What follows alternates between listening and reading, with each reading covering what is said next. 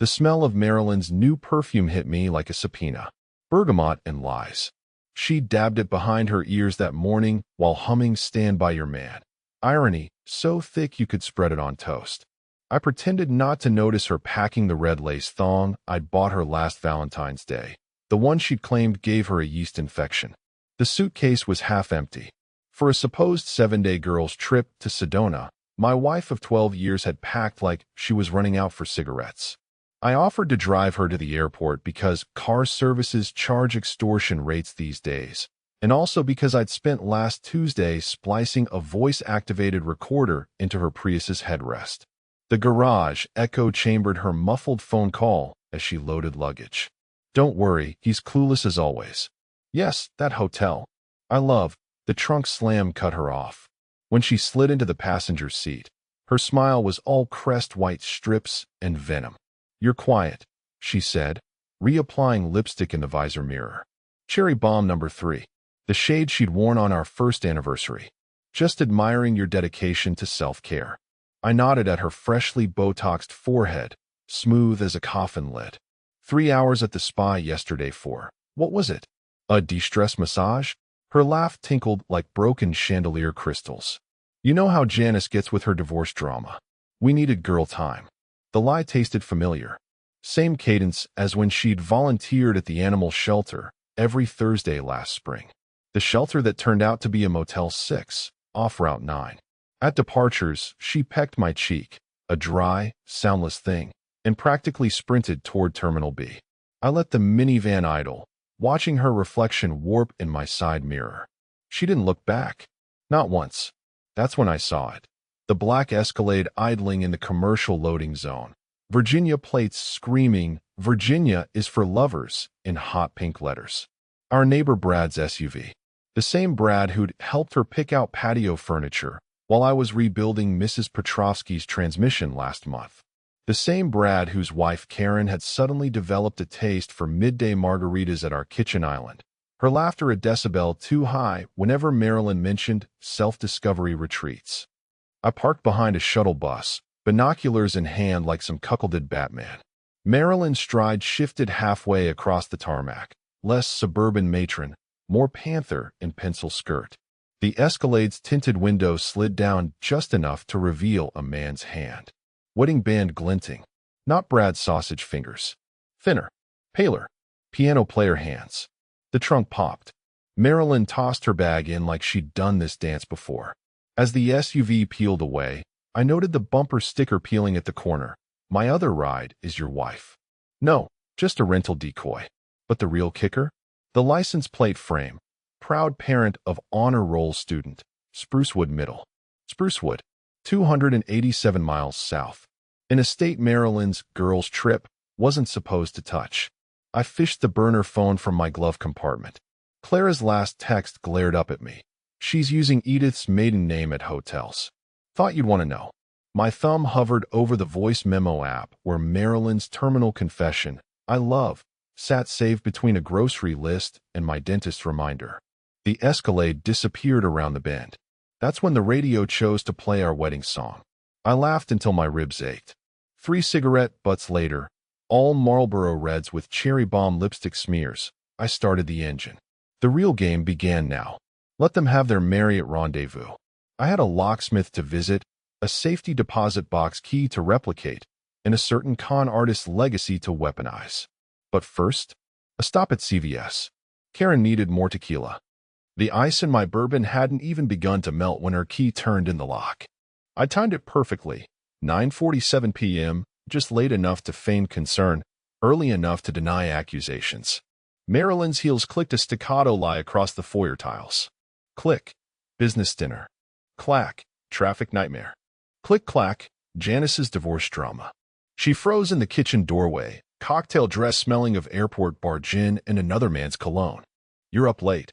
I raised my glass, watching amber liquid catch the light. Couldn't sleep. Worried about you. The lie slid out smoother than her Botox. How was Sedona? Her throat worked like a faulty fuel pump. We rescheduled. Karen got migraines. Funny. I tapped my phone screen. A real-time weather map showing clear skies over Arizona. Flight 227 landed right on time. Color drained from her face, leaving contour lines stark as a topographical map. I let the silence stretch, savoring the way her pupils dilated. When she reached for the wine rack, I slid a bottle across the counter, her favorite Pinot, opened an hour ago to breathe. Stress, she blurted, gulping Merlot like antifreeze. The planning, the girls, you wouldn't understand. I nodded, solemn as a coroner. Maybe we need a reset. Her glass paused mid-air. A single drop slid down the stem. Your mom's cabin.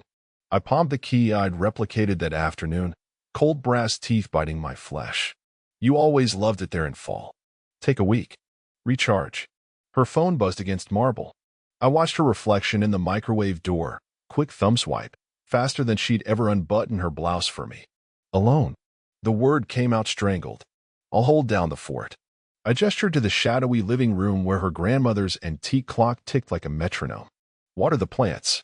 Feed the cat. Maybe finally paint the garage. She hesitated. I counted 3 ice cubes melting in my drink before her shoulders relaxed. Maybe you're right. Her smile didn't reach her eyes. I'll pack tomorrow. The bathroom door locked. Water roared. Through the vents, I caught snippets, change of plans, cabin. Fucking sentimental idiot. Each word sharpening my grin. When she emerged, mascara scrubbed raw, I pretended to snore on the couch. Her phone glowed in the dark as she typed one final message, thumb hovering over send. For a heartbeat, I saw it, the flicker in her jawline, the way her left ring finger twitched. Then the screen went dark. She left the wine glass on the nightstand. Lipstick smudged like a bloodstain. I fished out the ice cube she'd sucked on earlier, red swirls preserved in frozen suspension, and dropped it into a Ziploc bag labeled Evidence 3. The grandfather clock chimed midnight. Somewhere south, a hotel reservation was being canceled. Somewhere north, an 82-year-old woman with eyes like broken promises waited with a rusted lockbox. I toasted the security camera feed on my laptop. Karen's tequila bottle now sat in Brad's recycling bin, and began drafting an email to Edith. Subject, family reunion. Attached, a scanned photo of Marilyn's real father smirking beside a stolen Cadillac, circa 1979. The bourbon burned going down. Or maybe that was the anticipation. The cassette player ate our wedding tape with the same enthusiasm Marilyn once reserved for anniversary sex. Through the years, Kenny Rogers' voice crackled through speakers that hadn't played anything but talk radio since the Clinton administration. Marilyn's knee bounced in sync with the rhythm of the road cracks. You kept this. Her laugh came out strangled, manicured nails picking at the seatbelt. Found it behind the water heater. I adjusted the rear view to catch her expression. Along with your old vibrator. Both still work, apparently. Her throat clicked. The mountains loomed ahead, jagged as her breathing. At mile marker 47, I swerved into Rosie's diner, the kind of grease trap where the coffee tastes like asphalt and the pies have police tape around them. Marilyn's phone had been buzzing nonstop since we passed the state line. Blueberry muffin, she told the waitress, a leathery woman with Marge stitched over her left breast. And chamomile tea. Organic if you have it. Marge's eyebrow arched. We got Lipton and diesel fuel. I slid into the vinyl booth, memorizing the number on Marilyn's lock screen. 12:47 p.m., same time zone as Sprucewood Middle's lunch period. When Marge slammed down 2 mugs, I accidentally caught Marilyn's wrist with my elbow.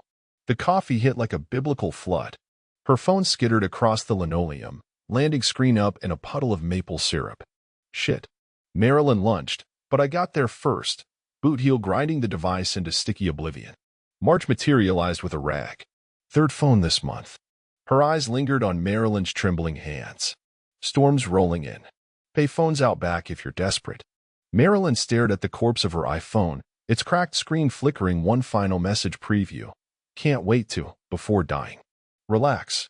I tossed her a motel sewing kit from my jacket. Needle and thread fix anything. Her laugh sounded like a chokehold. In the bathroom mirror, I watched her scrub coffee stains with paper towels that disintegrated on contact. The real show happened when she thought I wasn't looking. Frantic attempts to revive the phone, stiletto stabbing the power button like it owed her money. Back on the road, the cassette started skipping. Through the years, through the years, through the... Marilyn reached to eject it. I caught her wrist, thumb pressing the scar from our first DIY disaster. Let it play. Her skin felt feverish. For 22 miles, we listened to Kenny Rogers stutter like a broken man.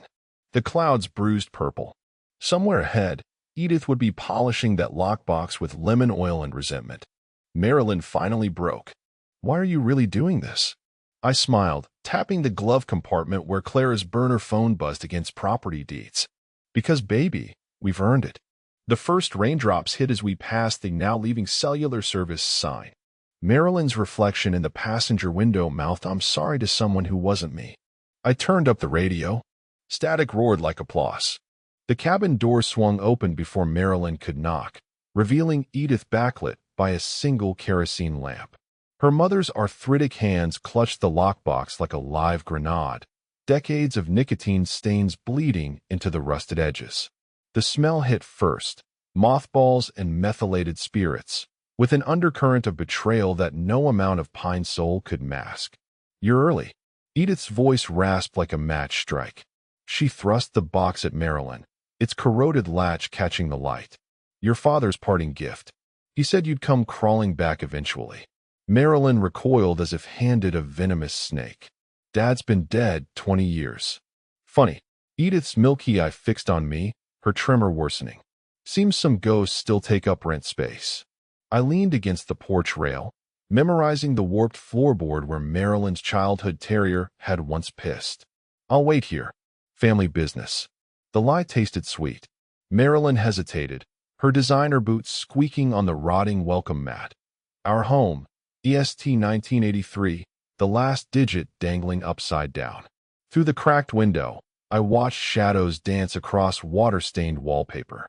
Edith's collection of Depression-era hatpins glinted above the fireplace, poised like silver daggers. Marilyn set the lockbox on the Formica table. It left a perfect ring in the dust. "What's really in here, Mom? More of your conspiracy theories." Edith's laugh became a coughing fit. She spat something bloody into a Hank Williams Jr. handkerchief. "Open it and meet the man who gave you those lying eyes." The key turned with a shriek. Marilyn's French tip snapped off in the mechanism. Inside, yellowed papers stuck to a photograph of Edith swollen-bellied outside a courthouse. 1979 Sharpie on the back, his bail posted. "Mine never will." "Adoption papers?" Marilyn's voice climbed an octave. "This is your idea of a joke." Edith tapped the photo's edge where a man's shadow fell just out of frame. "Your daddy sold that Cadillac convertible he gifted me for $5,000 in a fake social. You've got his smile, all teeth, no soul." A gust slammed the door shut. Marilyn's reflection fractured in the cracked mirror above the sofa. A dozen fragmented Marilyns mouthing "no, no, no." Outside, the first ice pellets of the storm began pinging off my truck's hood. Edith shuffled to the window, her spine curving toward me like a question mark. Our eyes met through the grimy glass. Her nod was barely perceptible, the same signal she'd given me at the cemetery last month when we'd exhumed Ronald Carter's empty coffin. Marilyn's scream rattled the mason jars of home-canned beets. "Where's the real will?" "The trust fund papers. Spent on private investigators." Edith pressed a palm against the window, her wedding band leaving a grease smudge. "Took 30 years to learn what Matthew here figured out in 30 days. I checked the security feed on my phone. Right on schedule, Clara's black Lexus idled at the base of the mountain road. My thumb hovered over the floodlight trigger. Let the wolves circle. Inside, Marilyn upended the lockbox. A diamond earring clattered across the floor, 1970s cut, matching the one Edith kept in her hollowed-out Bible. "You're saying I'm what?" "Some bastard souvenir. We're Carter women." Edith smiled, revealing a missing incisor. "We collect bad decisions." The wind changed direction, carrying the metallic tang of approaching snow. Marilyn's phone buzzed in my pocket, her lover's latest text lighting up the screen. "You owe me this weekend." I hit record. The adoption papers fluttered to the floor like shed snakeskin. Marilyn's manicured finger traced the notary stamp, October 12, 1980, 6 months after her supposed birthday. The accompanying letter crackled in her grip, its faded stationery heading revealing what Edith had sworn to keep buried: the Silver Sands Motel and Lounge. "This is a forgery." Marilyn's voice splintered as she thrust the photo of pregnant Edith under her mother's chin. The image trembled, 19-year-old Edith leaning against a Chevy Malibu, belly swollen beneath a waitress uniform. Behind her, the motel's neon sign buzzed a ghostly pink. Vacancy flickered in the background like a taunt. Edith lit a Camel unfiltered, the flame trembling. Your real daddy specialized in vacant things. Wombs. Bank accounts. Promises. Marilyn's heel ground the adoption decree into the floorboards. Then who the hell signed my permission slips? Drove me to ballet? Jimmy Carter. Edith exhaled smoke through her nose. Not the president. A long-haul trucker who thought fatherhood meant mailing $50 on Christmas. Died in a Denny's bathroom 93. Fitting. Outside, I adjusted the zoom on the handheld camcorder. $29.99 pawn shop special. Receipt tucked between the seats for plausible deniability. The window's warped glass multiplied Marilyn's silhouette into a funhouse chorus line of unraveling women. She lunged at Edith, snagging her pearl necklace. Beads scattered like teeth. You're covering for him. Dad left me that trust fund. Stolen. Edith yanked back, revealing the scar across her collarbone, a detail missing from every family reunion photo. Same way he stole the Malibu. And my kidneys. Marilyn froze. The medical report fluttered from the lockbox. 1979 hospital bill for a botched back alley nephrectomy. Patient discharged against medical advice. I panned the camera downward. Marilyn's left hand crept to her own flank, where she'd always claimed that appendectomy scar lived. Her whisper fogged the lens. I'm not. I can't be. Edith tossed a corroded key onto the table. Storage Unit 214. What's left of him's in a Folgers can. The storm howled through cracked window seals.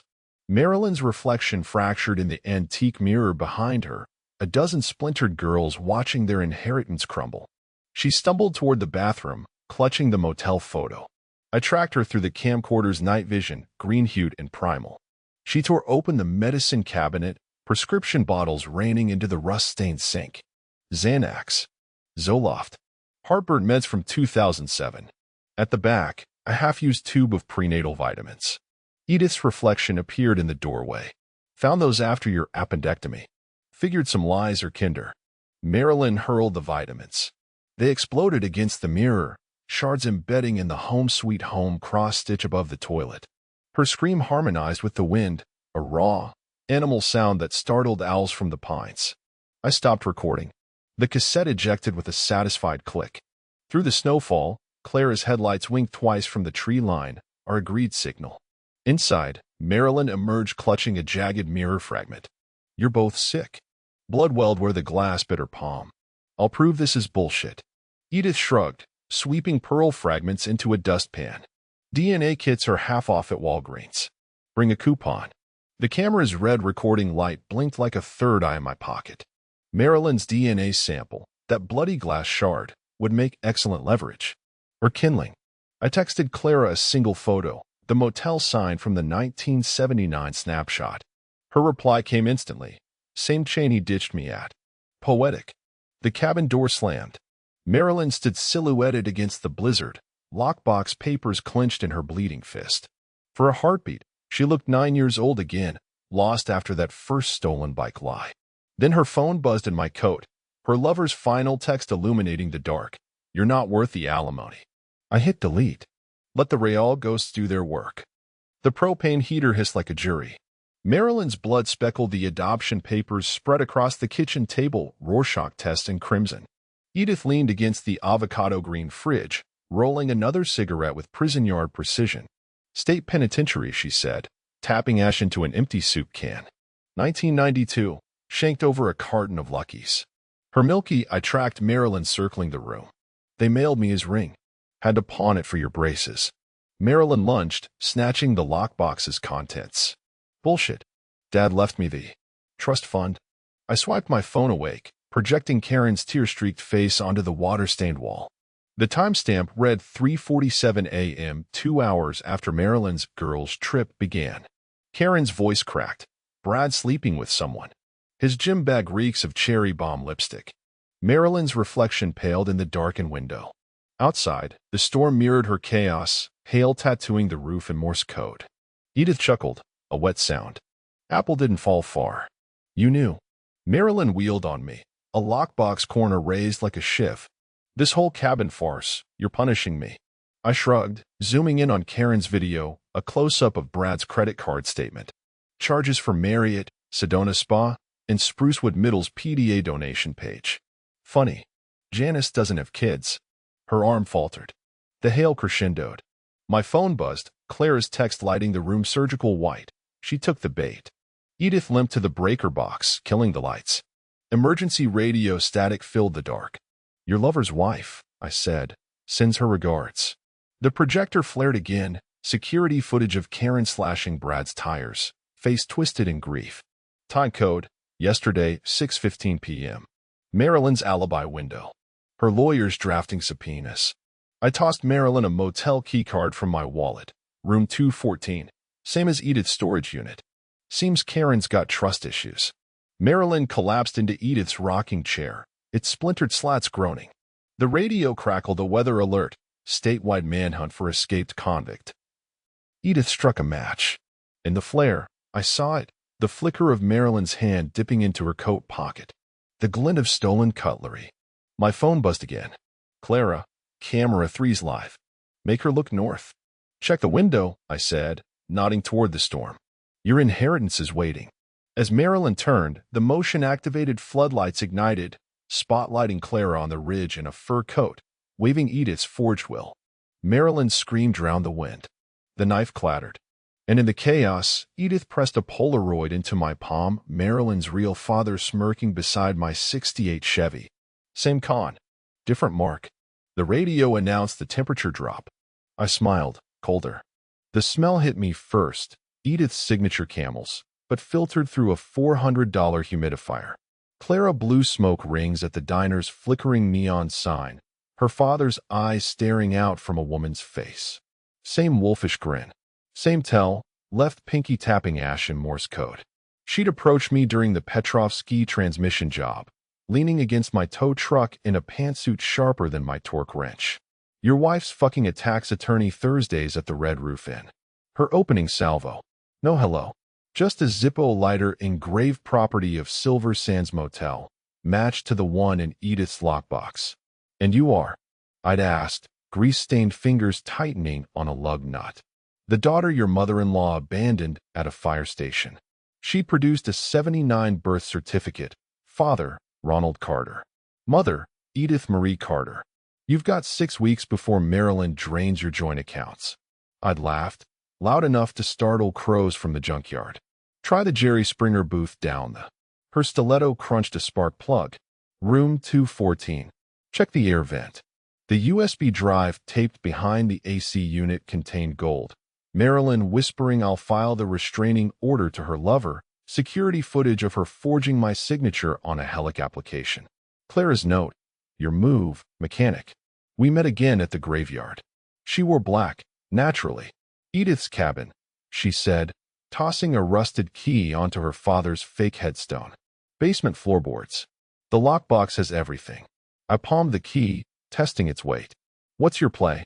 The will splits 50-50 between Marilyn and Edith's legitimate heir. Her smile could have cut glass. Unless, say, an unknown sibling emerges with proof of fraud. The wind changed. Rain misted the dates on Ronald Carter's tombstone, 1949 to 1992, the same years Clara claimed. Why me? She lit another cigarette with her motel Zippo. Because Marilyn's planning to disappear you. Life insurance policy updates. Google Drive's fun that way. Later, reviewing the footage, Marilyn practicing widow tears in her vanity mirror, rehearsing lines about my depression. I texted Clara one word. Terms? Her reply came as dawn broke. Cabin's mine. You get the satisfaction. Screw me over, and the cops find your garage chemicals in Brad's trunk. We sealed the deal over Waffle House coffee. She paid in cash, tucking the receipt into her father's hollowed-out Bible. One more thing, she'd said, sliding across a photo of teenage Marilyn pushing me into our first kiss. You're not the first man she's gaslit. Won't be the last. The check engine light blinked. I crumpled the photo into my omelet. Outside, thunder growled like an empty stomach. Tick-tock, Matthew. Clara's Zippo flared. Time to fix what's broken. In the present, staring at Clara's fur-coated silhouette through the cabin window. I fingered the USB drive, still burning in my pocket. Marilyn's inheritance papers could wait. First, I had a transmission to sabotage. The glove box spring screamed when Marilyn wrenched it open, a sound I'd been meaning to fix since our second honeymoon. Her trembling fingers bypassed the tire pressure gauge and roadside flares, landing on the embossed cardstock Clara had slipped me at the junkyard. Carter and Associates Realty, with a perforated edge from where she'd torn off the motel keychain. Who's Clara? Marilyn's voice hit that shrill register usually reserved for spider sightings and prenup discussions. I downshifted for the hairpin turn, gravel pinging the undercarriage. Edith's hospice nurse. The lie curdled between us. Marilyn stabbed Clara's office number into my burner phone, nails clicking like a Geiger counter. 3 rings. A click. Then Clara's voice, crisp as a forged signature. Tell me you're ready to list the cabin. Marilyn's knuckles bleached. Who are you? Static crackled. A lighter flicked. Clara exhaled. Daddy's other mistake. The revelation landed like a cleaver. Marilyn's free hand groped the door handle, still child-locked. Outside, sleep blurred the pines into prison bars. That's not, he wouldn't. Clara laughed. Check the birthmark. Marilyn's collar slipped, revealing the strawberry blotch beneath her left shoulder blade. A perfect match to the one I'd seen on Clara at the diner. Her breath hitched. What do you want? What's mine? Ice clinked in Clara's glass. The cabin. The lockbox. The satisfaction of watching Edith's golden child choke on her own lies. The burner phone slipped from Marilyn's grip. I let it skitter under the brake pedal. Clara's parting shot tinny through the speakers. Dad's jeans skipped you, sis. Can't con. At the next overlook, Marilyn bolted into the sleet. I found her hunched behind a Park Service kiosk, fingers clawing at her birthmark until blood welled. The storm drowned her sobs. She didn't resist when I led her back to the truck. Didn't flinch when I draped my jacket over her shaking shoulders. But as we passed the last service's 50-mile sign, her hand crept toward the glove box, and the boning knife I'd planted there yesterday, its handle still reeking of Karen's tequila. The blade disappeared into her coat pocket with practiced ease. I pretended not to notice the telltale bulge, same way I pretended not to smell her lover's cologne on our bedsheets. Let her cling to the illusion of control. Her reflection mouthed something in the fogged window. Not a plea, not a threat. A name, Ronald. I adjusted the rear view to catch the headlights cresting the ridge. Clara's Lexus pacing us like a shark. Marilyn's knife hand twitched. The radio scan landed on a true crime podcast. Victim never saw the betrayal coming. I smiled. Let the storm come. The cabin door hung open like a broken jaw, sleet blowing through to pockmark the scattered adoption papers. Marilyn's footprints veered off toward Bear Drop Ridge, a 300-foot plunge locals called the divorce lawyer's best friend. I followed the trail of pearl fragments and tequila-scented vomit, flashlight beam catching on a discarded stiletto heel wedged between poison oak. She stood silhouetted against lightning strikes, the kitchen knife glinting in her raised hand.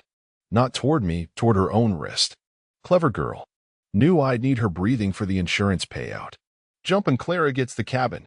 I shouted over the gale. The blade pressed deeper. You first. A down power line sparked nearby, illuminating the Silver Sands Motel sign spray painted on the cliff face, Ronald Carter's original hunting grounds. Marilyn's birthright. I inched closer, mud sucking at my boots. Your lover's wife subpoenaed your spa receipts. Seems Janice doesn't exist. Her laugh shredded the wind. And you're suddenly Sherlock Holmes? No, I thumbed Clara's latest text onto maximum brightness, a video of Marilyn forging my signature on mortgage docs. Just a guy who learned from the best. The knife faltered. Lightning strobed, revealing Clara's Lexus idling on the service road below. Right on schedule. Marilyn wobbled, granite crumbling beneath her. You're bluffing. I played my trump card, the audio from her Prius recorder. Her own voice hissed through the storm. Once the life insurance clears, I'll burn that cabin tea. She lunged. Not at me, at the phone. We grappled, her blade nicking my earlobe. Blood warmed my collar as I pinned her wrist against jagged rock. Clara's got your DNA, I growled. Swabbed from that wine glass. Jump now, and you die a bankrupt orphan. Her pupils dilated, Edith's tail. The knife clattered as she seized my shirt front. Why? Thunder timed it perfectly. Because Ronald Carter stole my father's '68 Chevy. I dropped the Polaroid from Edith's lockbox, her real father posing beside my childhood garage. Took 30 years to repo his bastard. Marilyn's scream merged with the squall. Behind us, Clara's headlights flared, double tap signaling the cameras were rolling. I stepped back, spreading my arms. Your move, princess. The storm held its breath. Somewhere below, a tree split like a gunshot. Marilyn's shoulders slumped, the fight leaching out with the blood from her palm. I'll tell the police, she whispered. I turned toward the cabin, voice dripping with the truth she'd earned. They're already digging up Ronald's storage unit. Turns out Folgers cans make shitty coffins. Her footsteps followed, uneven, defeated. Clara's engine purred into the night. The real game was just beginning. The cabin door slammed behind us with the finality of a coffin lid. Marilyn's dead weight in my arms felt familiar. Same slack surrender as when I'd carried her over the threshold 12 years back. Minus the giggles and hope. Her tears soaked through my flannel, hot then instantly cold. I dumped her onto Edith's moth-eaten sofa, the spring screaming like her Prius's brakes that day at the motel. For 3 breaths, I almost cracked. Almost. Her smudged mascara mirrored our wedding night, when she joked about running if you ever go bald. My hand hovered near her matted hair, could still smell that cherry bomb venom underneath the storm's wet dog stench. Then she moved. Not toward me. Toward the cracked porcelain doll on the end table, Edith's twisted trophy from Ronald's first con.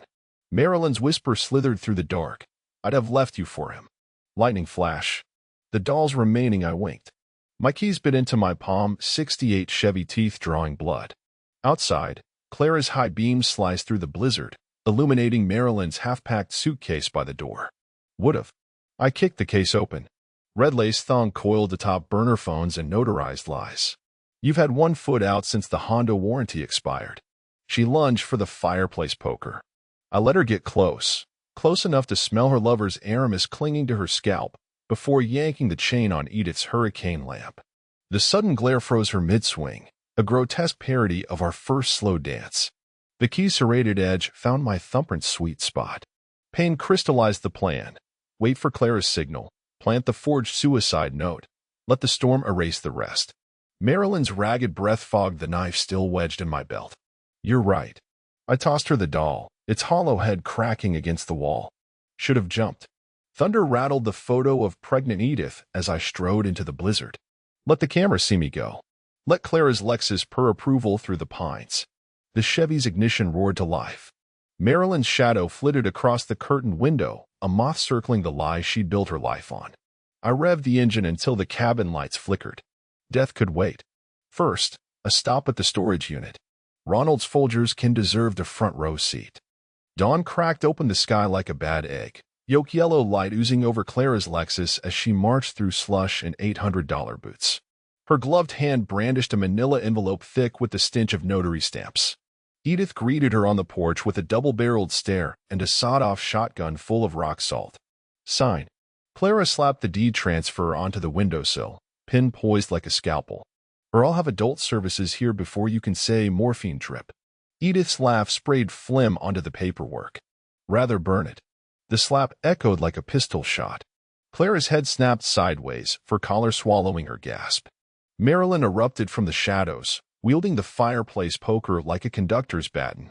You took everything. She swung wild, catching Clara's shoulder with a meaty thunk. The fur coat muffled the damage, but not Clara's snarl. I filmed from the Chevy's hood, zooming in on the blood speckling the adoption papers beneath their feet. Clara's manicured fist closed around Marilyn's hair extensions, yanking hard enough to reveal the bald patch she'd hidden since the affair began. Edith cheered them on with a flask of peppermint schnapps, shotgun balanced on her walker. That's it, she croaked. Gut her like a trout. The poker clattered against the propane tank. Clara produced a letter opener from her designer purse, engraved Silver Sands Motel, EST 1976. Marilyn parried with Edith's hurricane lamp, kerosene sloshing. You're both con jobs. Marilyn screamed, swinging the lamp. I'm the real daughter. Clara ducked, blade slicing through Marilyn's sweater. Daddy's DNA says otherwise. I adjusted the tripod, capturing Clara's heel, grinding Marilyn's wrist into the icy steps. The security feed would eat this up. Karen and Brad's divorce attorney paid extra for psychological warfare footage. Edith racked the shotgun. 10 grand, says the blonde, goes over the rail. Marilyn's teeth found Clara's ankle. They rolled into the mud, Ronald Carter's legacy thrashing in the filth. Clara's envelope tore, scattering pages that revealed her true play, a clause granting me power of attorney over Edith's estate. I zoomed in on Marilyn's face as she spotted it. Rage. Betrayal. The same expression she'd worn when I forgot our anniversary, right before her first motel charge. The women's screams harmonized with the Chevy's idling engine. Clara's Lexus alarm wailed along. Somewhere, a cell phone recorded everything: mine, theirs, the cabin's nest of hidden cameras. Edith took a swig, aimed at the propane tank, and missed spectacularly. The rock salt peppered Ronald's tombstone replica by the woodpile. Perfect. I stopped filming as Marilyn's teeth met Clara's earring. Let the lawyers sort through the gory details. The real masterpiece was already uploading to cloud storage, Marilyn's inheritance dissolving in real time, pixel by glorious pixel. The sun rose higher. Somewhere, a trust fund died screaming. Clara's laugh cut through the mud-streaked chaos, razor-edged and triumphant. She flung a crumpled deed at Marilyn's chest, the notary seal smeared with Edith's peppermint schnapps. Check page 6, sweetheart. Power of attorney transfers to him a pawn. She gestured to Matthew's camera, still rolling. Documented mental incapacity. Marilyn froze, rainwater diluting the blood trickling from her split lip. The deed's legalese swam, Matthew Thomas Garner, sole beneficiary upon proof of spousal instability. Her head snapped toward me, eyes widening at the camcorder's unblinking red eye. You're monetizing my breakdown? I shrugged, zooming in on her mud-caked designer sweater. You monetized our marriage.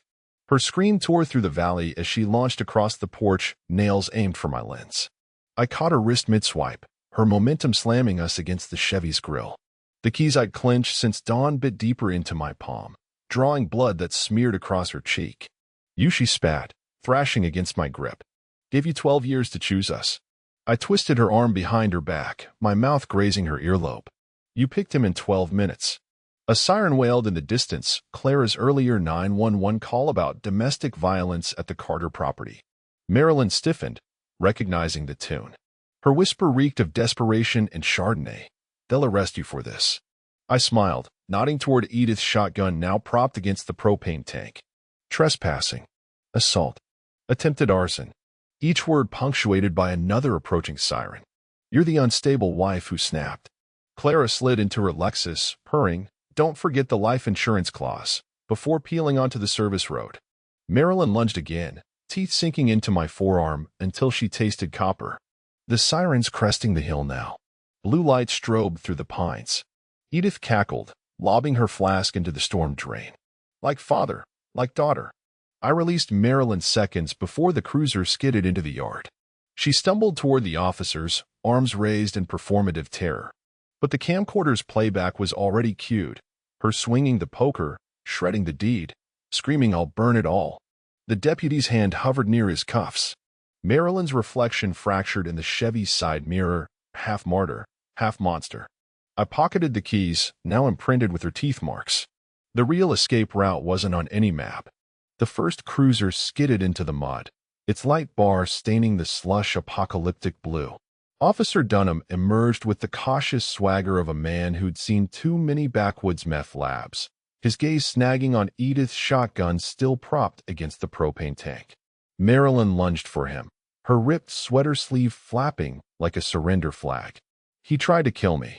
She gestured wildly at the scattered legal papers, the blood-smeared deed, the Chevy's dented fender where her head had accidentally made contact. I raised my hands, oozing small-town sincerity. She's been unstable since her mother's diagnosis. Edith chose that moment to barrel onto the porch in a housecoat and combat boots, waving Ronald's empty Folgers can like a holy grail. The bastard's finally useful, she crowed, hurling it at Marilyn. The can clanged off Officer Dunham's cruiser, scattering decades-old cigarette butts and a single diamond earring. Marilyn froze. Recognition flashed, the twin to Edith's lost heirloom dangling from Clara's Lexus keychain. Her scream curdled into a guttural roar as she spun toward the cabin. You knew. You let him.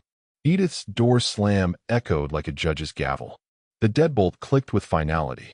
Through the stained glass window Ronald had stolen from a 1972 Cadillac, her silhouette shuffled away, humming Hit the Road Jack. Clara's brake lights winked through the pines, the lockbox's forged contents already en route to her shredder. The real prize, Edith's handwritten ledgers detailing Ronald's cons, burned safely in my shop's incinerator. Officer Dunham's pen paused on his notepad. Neighbor reported a knife threat. I shrugged, rolling up my sleeve to reveal Marilyn's bite marks purpling above the camcorder strap tan line.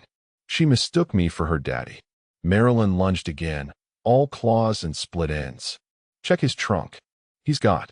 Dunham's partner popped the Chevy's hatch, revealing jumper cables, a first aid kit, and the piece de resistance, Edith's stolen silverware set, polished and gift-wrapped for tomorrow's 45th anniversary lunch. Visiting hours at Shady Acres start at 10, I said, dripping wounded dignity. Dunham's eyes narrowed at my reflection in the cruiser's window. I let the mask slip, just a millisecond, as Clara's taillights vanished. His grip tightened on his ticket book. We'll need statements, he said. But the radio crackled with a bolo for a fur-clad Lexus driver caught on Walmart's security camera swapping price tags. Marilyn crumpled against the cruiser's hood, her whispered plea fogging the cold metal. Mom, please. Edith's curtains twitched. The barrel of her shotgun nudged aside the lace, sunlight glinting down its twin tunnels. A different kind of 12-step program. Dunham's pen tapped an impatient rhythm against his wedding band. I noted the time, 9:47 a.m., same as Karen's first concerned call to adult services. The game was rigged, the players prepped. All that remained was the encore. As the cruiser pulled away, Marilyn's reflection warped in its muddy wake. A funhouse mirror version of the woman who'd once laughed at my carburetor jokes. I palmed the real lockbox key, its teeth biting fresh marks over Ronald's old scars. Some legacies demand double locking. The motel's neon sign buzzed "No vacancy" in Morse code lies.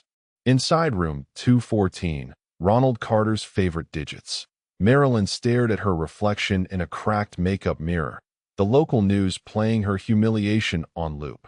Local woman's double life exposed, chirped the anchor, flanked by screenshots of Clara's anonymous Reddit dump. Hotel receipts pixelated but legible, adoption papers highlighted like a satanic Bible. Her burner phone buzzed with her lover's farewell text. Consulted counsel. Cease contact. PS DNA test enclosed. Attached, a PDF of their non-existent child's paternity results. 99.99%, not the father. I watched from the Chevron across the street, sipping 7-Eleven coffee bitter as the divorce papers I'd served via Instagram DM. Marilyn's silhouette paced behind thin curtains, occasionally illuminated by camera flashes, vultures from TMZ and the Sprucewood PDA circling fresh roadkill. She emerged at 2:47 a.m., hoodie drowning her Botox in shadow. The convenience store clerk didn't blink at her purchases, track phone, Slim Jims, bus ticket to El Paso. But I noted the cash she used, 20s from Edith's hidden cookie jar, reeking of menthols and regret. Leaving so soon. Clara materialized beside the beef jerky rack, fur coat swapped for a Walmart windbreaker. Daddy's watching. She nodded to the security camera I'd hacked last Tuesday. Marilyn's hand dipped into her purse. The clerk's eyes widened at the glint of stolen cutlery. Easy, tiger. Clara tossed a Snickers onto the counter. Sugar helps the poison go down.